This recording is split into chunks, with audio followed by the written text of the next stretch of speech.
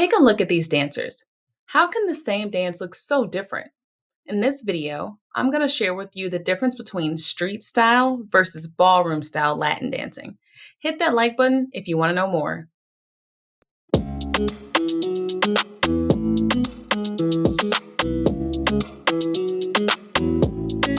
What's up, beautiful dancers? Welcome back. And if you're new, welcome to my channel, Black to Ballroom. I'm your girl, Crystal, here to give you the inside scoop on everything you need to know in order to make your ballroom journey successful. And today we're going to talk about different types of dancing, whether the ballroom world was like your first place that you learned how to dance, or whether you learned the lessons at clubs or Salsa Congresses or things like that. There's so many different ways and places to learn how to dance. Same name, different style. Why is that? And does that matter? So my thing is street style versus ballroom style. Is there a difference? And can they translate together?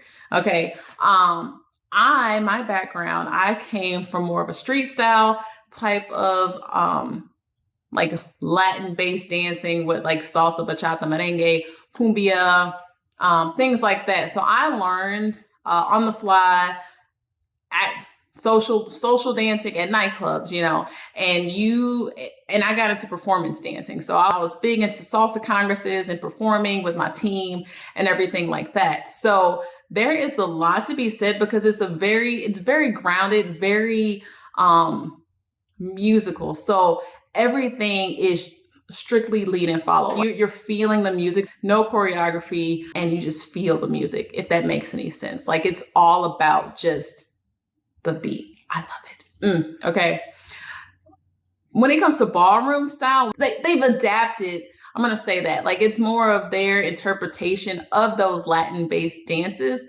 And it's still really, really good, but the execution is slightly different. A lot of their movements are on, it's not just music, but more like beat value instead of being on beat. So a lot of time, I'm still like trying to master that as I progress through my dance journey, but beat value and how to execute and use your muscles it looks different. So when you look like this versus this, there's not one looks, bad or more or better than the other. It's just, what is their purpose, right? So when you compete and when you're in ballroom, it was made, all of that judging, like you have to have something to judge, right? So you're going to have your straighter lines, you're going to have your sharper lines. It's a sport. So you got to have something to knock points off of, to count, to grade, right? But when it comes to that street swag, you know what I mean? Like you're looking for something that looks and feels good, that makes the audience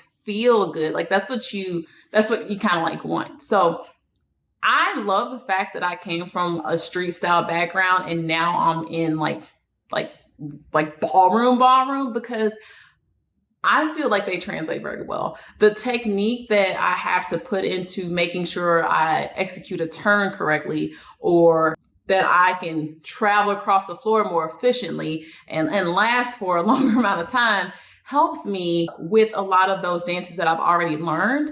And then I can also incorporate that swag, that I've learned in those street styles into that and still meet those rules and standards that I have to when I compete. So I think having a little bit of both in there is really, really nice.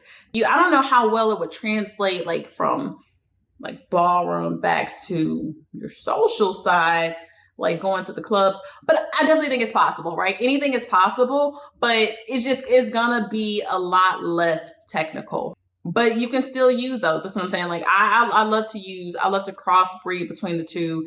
And definitely I would say my performance team helped me a lot. Like if you have that ability to get on these like performance teams or do something that's a little bit more social and showy, it will help you when you compete on the dance floor. So you're not looking like, I think I'm counting. And you have this blank face. You want to like sell it. You want to give the story to the people who are watching it. You want to sit there and you want them judges to believe that this is your dance, okay? That you are out here, you are giving it your all. You are selling it. If it's salsa, you are selling it. If it's waltz, you are selling it, okay? So like a lot of those performance aspects that came from that social side definitely helps when it comes to the ballroom side, in my opinion. So street versus ballroom. Different? Yes. Is one better than the other? I wouldn't say so, but I do think they translate very well. And I do think that a little bit of both definitely works a long way in your benefit. So my thing to you is go out there, and if you're just strictly ballroom, go out there and social dance.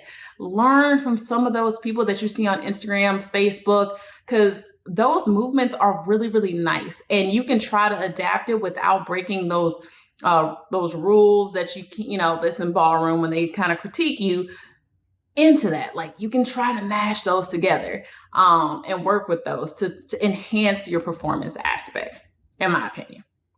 And then if you were just strictly like street or like Salsa Congresses performance team like myself, and you want to go into something that's a little bit more competitive, I do realize there will be a bit of a learning curve. For me, there was a learning curve because trying to, like I said before, being on beat and beat value is a little bit different to me. And then things like what feels a little stiffer, but then in the end on that competition floor makes you look more competitive.